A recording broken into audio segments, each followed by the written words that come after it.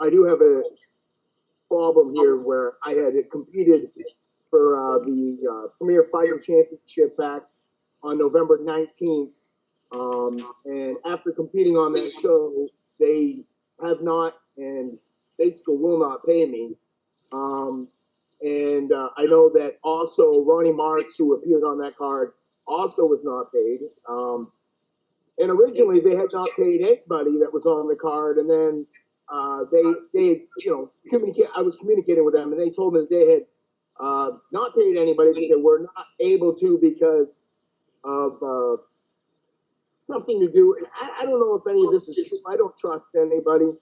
But on December 3rd, the CFO, Kamir, said to me that in a 5-minute conversation that they had gone public and that they had an investor, and the investor had ties to terrorism, and that their account was frozen and all this stuff. And so basically what I'm trying to do here is find out, am I going to get help from the commission in somehow forcing Miss Karen Wesh and the CFO that come here to pay me what they promised to pay me on my contract.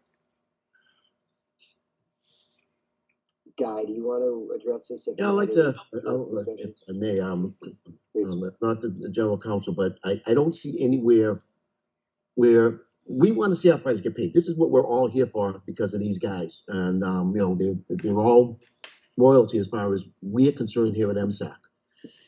The problem is I don't see anywhere where we can make Karen, her investor that she has or that Kamir, he has no ties to us. The only one we have with a contract with an application and signatures is from Karen. It's all Karen's financials that came in here.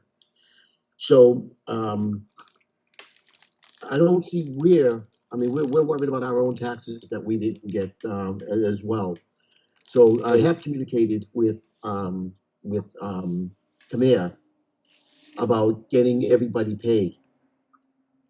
And it's basically an investigation, and I'm not at liberty to tell what where we are in the investigation and what we're doing. That'll be up to again our director once Will and I have done what we have to do and go to her. But there's nothing in our rules, regs, the MGL that the fighters do a contractual thing with the promoter and the matchmaker. That's where it is.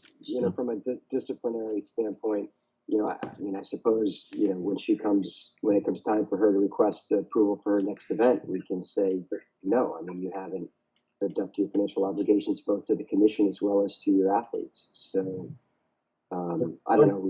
My recommendation, and I think goes along through our director, is going to ask the board, one, right now, revoke what's remaining on her license.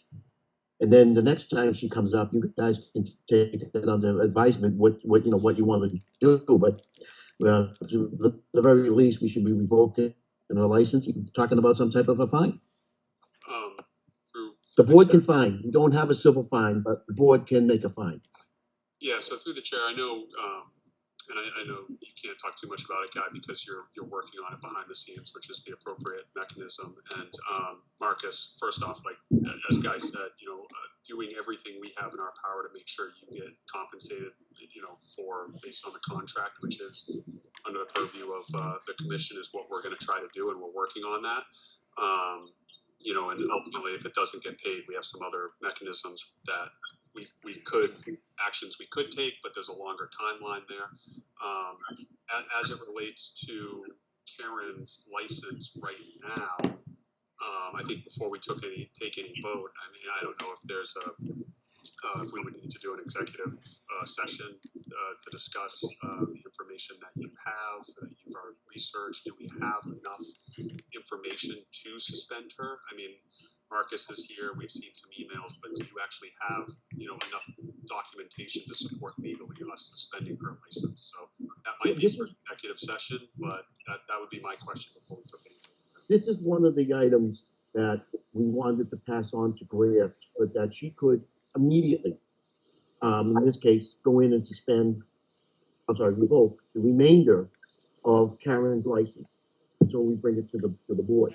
Keep in mind, when you revoke a matchmaker or a promoter's license, it's not anywhere. It's not on like MMA.com where if they can go in and see a suspension that was done to a promoter. Go ahead, Peter. I'm sorry.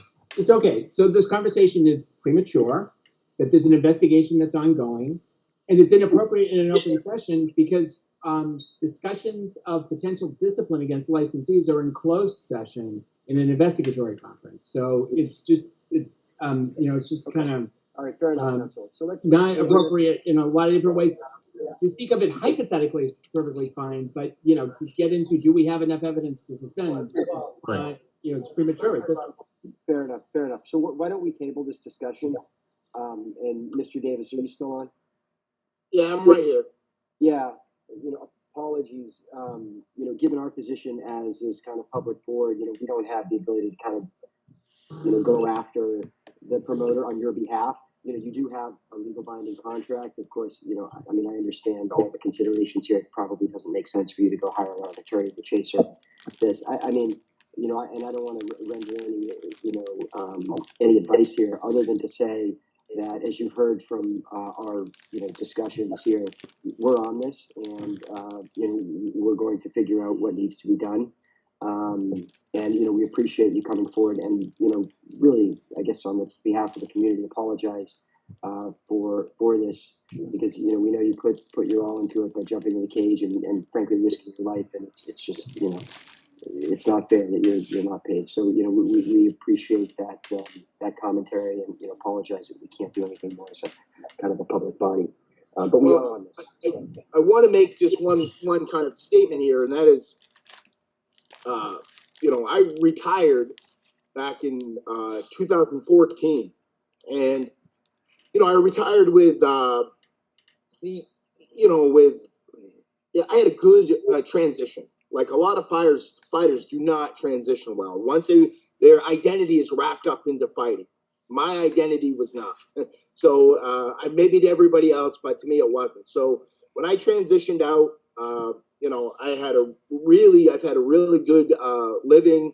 I've been a biomechanist for the last 8 years. I've been running everything here in North Carolina since 2016 for the corporate chain Tap Out, running all their stuff here.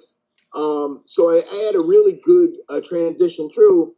This woman basically from 2016 until 2021 messaged me, if not weekly, at least monthly, constantly asking me to come out of retirement and to fight for her, even though I was comfortably retired. So this went back and forth, until finally, I made an agreement with her financially what it would take for me to do so, and signed a contract with her first on July 10th. Then that changed because it was for Nick Alley. Then it changed to fight Gary Boletto on August 4th, which she didn't even have the means of making that fight, I found out later. And then it changed again on September 28th, the Steven Stangl fight. And, and I told her, for me at 48 years old to come out of retirement and to do all those medicals, which I paid out of my own pocket, $3,600 to have 2 MRIs done because they screwed up on one of them, and then going through all the other processes that I had to do for it.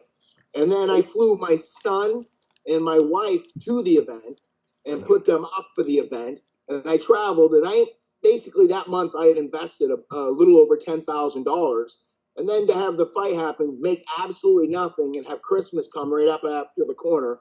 And then unfortunately that week too, I spent the whole week up in Maine for visiting back home for Thanksgiving. And so she has, been able to put my family through hell over the last couple of months here. And they've completely no contact. Like I'm having no contact. And the last, I could show you the last text message she sent me. It was a heartfelt text message telling me that her husband has now divorced her because of this, and all this financial issue she's having and all the problems she's having, and that she's begging me just not to, basically, she says, to come public and ruin her reputation and her business. Whereas she's had nothing to try to provide me with the confidence that I'm going to be paid under what contract we had. So I don't know what to do at this point other than, if this was, I had a real bad reputation early on in MMA where I had actually gone to promoters' homes and collected money. There's some stories out there you probably have heard about me, but now I'm a 48-year-old guy. And all I want is for this woman to pay me what we agreed to, and I will disappear again. I'm definitely have no interest in fighting anymore because of this. This is again soured me to it. I just want to get paid my money, and then I'll disappear again. And to back up Marcus, this is Lars Borstein.